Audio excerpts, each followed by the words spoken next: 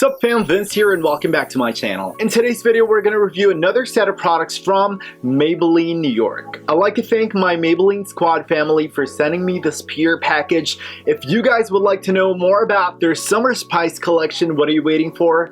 Let's go.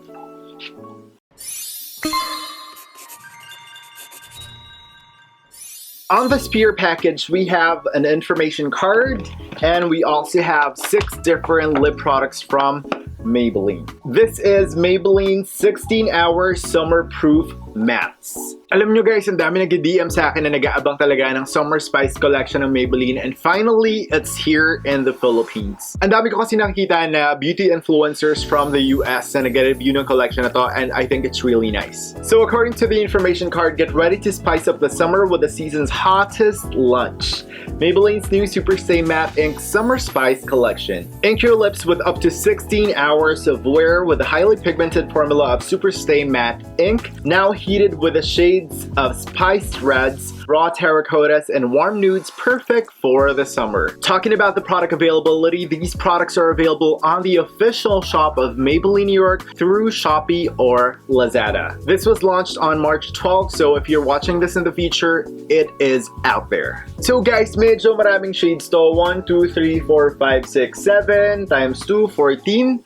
They have 14 shades in total, pero what we have right now are 3 shades ng Superstay Matte Ink and 3 shades ng Superstay Ink Crayon. We're gonna try these out and let's see kung maganda ba talaga yung shades niya. Packaging and component ng Maybelline products, I know na sobrang familiar na kayo and parang paulit-ulit na to para sa inyo, pero it's on a standard Maybelline New York Superstay Matte Ink component and standard din siya ng Maybelline Superstay Ink Crayon component. So magsisimula muna tayo dito sa Ink Crayon dahil mas madali ito burahin compared dun sa Superstay Matte Ink. You guys know na yung claims niya is 16-hour wear for the Superstay Matte Ink, but believe me, it would last you up to 24 hours and napakahirap niyang burahin unless you put on like a lip balm or if you use the Superstay Matte Ink eraser. If you guys use like regular wipes lang or makeup wipes, it's not gonna come off. If you try to clean your lips using a toothbrush, kung magtutoothbrush kayo para matanggal siya, hindi siya matatanggal. Well, matatanggal siya pero kakapit siya dun sa toothbrush nyo and may iwan pa sa labi nyo. And piece of advice lang, wag na wag nyong kakaskasin yung labi nyo para matanggal siya dahil it will damage the skin dun sa lip area nyo. Masakit. So before we even talk about the shades, ipa-flash ko sa screen lahat ng shades na available dito sa Superstay Matte Ink and sa Superstay Ink Crayon para meron kayong idea. You guys can pause the video if you want to check it out. Zoomin ko kayo ng very light. We're gonna try 3 shades from the Ink Crayon. We're gonna start with the shade 110 or Rise to the Top. As you guys can see, meron parang stain yung kamay ko. This is from the Cheek Heat ng Maybelline New York. So this is how the shade Rise to the Top looks like. Sobrang nice ng shade na to. It looks like a muted brick red shade. It's not so intense, pero I think this would look very, very natural on most of the skin tones, ng mga Filipino skin tones. This is very nice. Next shade we have here, 115 or No Limits. This is how the shade No Limits looks like on the hand swatch. I'm not really concerned about the stains dun sa kamay ko kasi ang mga Superstay products are very high yung opacity nila, kaya it would definitely cover up yung mga ibang different tones sa ilalim, yung mga lalapatan ng kulay na yun. Again, this is how the shade No Limits looks like. It's very close dun sa first one, though this one is deeper as you guys can see, and this one medyo may nakikita akong very light pink. Para siyang mix ng red, peach, pink, and a little hint of orange. Sobrang nice din ito. The last shade that we have right here is the shade 100 or Reach High. This is how the shade Reach High looks like. Oh my god, sobrang nice ng shade. Ang lakas mga Kim Kardashian ng shade na to as in. Yung dating niya sa akin is deep na nude. Ang lakas makasosyal ng kulay na to as in. Imagine this one with a smoky eye. Sobrang ganda. If you're going for a very neutral look, this one will be perfect for you. This is the shade 100 or Reach High. I'm going to remove the hand swatches muna. You guys would not have any problem removing yung mga ink crayon kasi it's not as intense as the Superstay Matte inks. It's very easy to remove. So if we're gonna talk about the longevity, I think you might need to reapply pag medyo nag-fade out na siya. Pero I prefer this compared to the Superstay Matte Ink kasi mas comfortable siya sa lips. Itong ink crayon and napakadali niyang ilagay. So now let's do a lip swatch. This is the shade 100 or Reach High. This is how the shade Reach High looks like on my lips. Sobrang gustong-gusto ko to. Very natural talaga yung dating niya. And again, sobrang perfect nga niya sa mga smoky eye or if you want to achieve that very neutral look. Next shade na itatry natin is Rise to the Top. So tingnan natin kung makakover niya yung dark lips ko. Kita nyo guys, konti lang yung ginamit ko pero nang-cover niya na yung lips ko. Magle-lip bite ka lang tapos sobrang swak na talaga. This one looks nice as well, Rise to the Top. Medyo sinemi full on lip ko para makita nyo talaga yung color payoff niya. Pero if I'm gonna wear this on a regular basis, gagamitin ko lang siyang parang gradient lip lang. Yung sa gitna lang, tapos bite-bite lang ako, yun lang. And sobrang ganda nitong kulay na to. Kasi yung mixture ng red and brown niya, parang it gives back the life to your face. Yung parang pag tinignan yung mukha mo, nakikita talaga nag-flow yung blood. Parang ganun yung dating niya sa akin. This one looks really good. Next shade natin is 115 No Limits. I-try na natin to.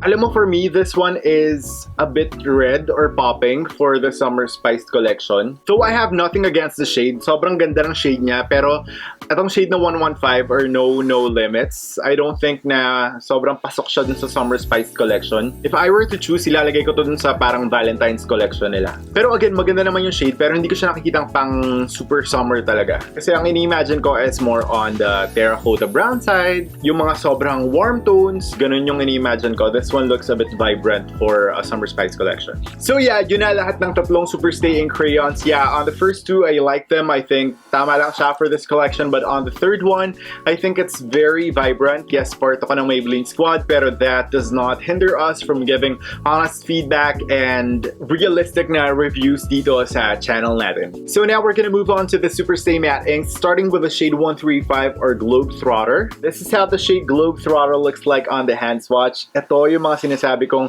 pang summer spice talaga. As in, tingnan mo naman yung kulay niyan. Oh, super intense, super warm. Summer na summer talaga yung dating. I really like it. Para siyang middle ng terracotta brown and brick red shade. It looks very nice. Next up, we have here number 75 or Fighter. This is how the shade Fighter looks like on the hand swatch. Oh, para siyang light milk chocolate shade. Sobrang nice. As usual, sobrang bango talaga ng Superstay matte ink. Amoy silang chocolate, as in. Last but not the least, we have here number 335 or the shade Hustler. This is how the shade Hustler looks like. Hindi ko masyadong beto for Summer Spice collection. I think it's too red for it. And medyo cool-toned yung dating niya. Well, yes, it's good that they have variations still like cool-toned and warm-toned for the Summer Spice collection. But I think this would perfectly fit another collection if you guys know what I mean. Etong two shades na to, it's so perfect for Summer Spice. So again, I'll show you guys na sobrang hirap niya tanggalin. This is a regular baby wipe.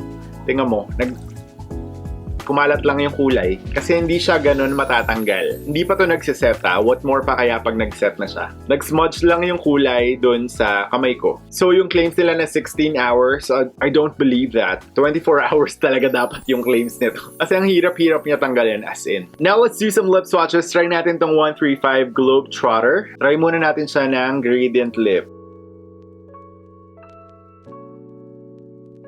Oh, diba? It's so warm. It's so summer. Summer na summer yung vibes niya talaga as in. Now, try natin siya as a full-on lip.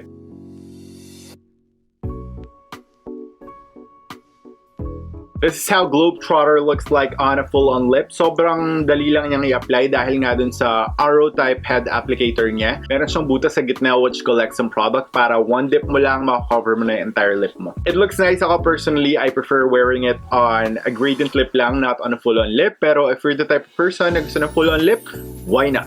Next up, i-try natin tong 75 or the shade Fighter. Ito yung shade na parang chocolate brown. I-try muna natin siya ng gradient lip. This is how the shade Fighter looks like on a gradient lip.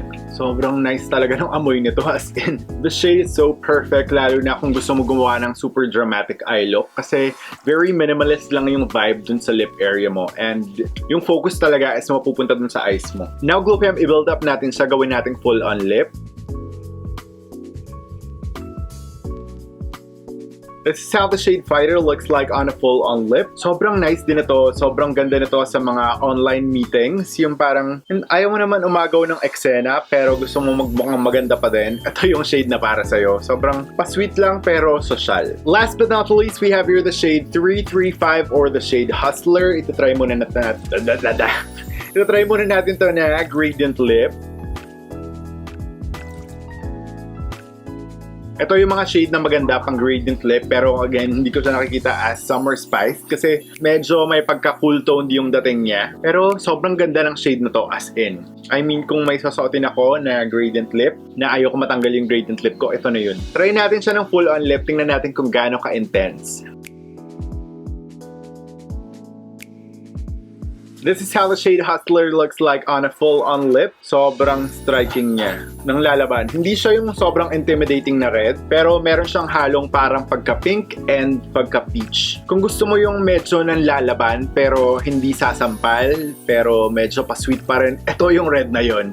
As in. Ang dami ko napapanood sa social media na nangangabit yung mga jowa. Kung ikaw yung jowa at paplanuhin mong sampalin yung pinabit ng jowa mo at gusto mo magmukhang sweet pa din pag sumugod ka, ito yung suotin mo, perfect na perfect to. Pero hindi ko sinasuggest na sumugod ka. Be mature, girl. Now guys, those are all the shades of the newest Maybelline New York Summer Spice collection. Again, talking about the pricing and the product availability, both are available on their Shopee and Lazada official Maybelline store. The Superstay Matte Ink retails for 329 pesos and the Superstay Ink Crayon retails for 299 pesos. You also have the option to get the bundle. Meron siyang Superstay Matte Ink and meron siyang Superstay Ink Crayon for only 648 pesos. On my lips right now, I'm wearing the Superstay Ink Crayon in the shade Reach High. Yung ginamit ko pang line ng lips ko.